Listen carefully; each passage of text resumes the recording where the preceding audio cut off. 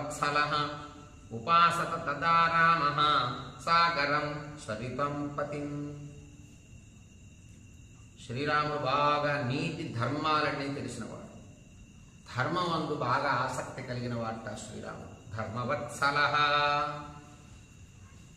ఎప్పుడు ధర్మాన్ని పాటిద్దాము అనేటటువంటి ఒక ప్రయత్నం చేసేవాట శ్రీరాముడు. ధర్మాన్ని తెలుసుకుందాము అనేటటువంటి గుణం కలిగిన వాట శ్రీరాముడు. తెలుసుకున్న ధర్మాన్ని ప్రతి క్షణం పాటిద్దాము, ధర్మం పాటిద్దాము అని అనుకుని ప్రయత్నపూర్వకంగా పాటిస్తూనే ఉంటాట ధర్మాన్ని శ్రీరాముడు.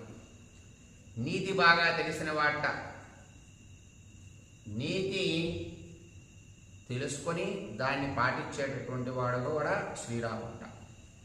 అలాంటి శ్రీరాముడు 3 రాత్రులు అలా పడుకొని ఉన్నాడు ఆ దర్భచాపల పైన, సముద్రం ఒడ్డులు.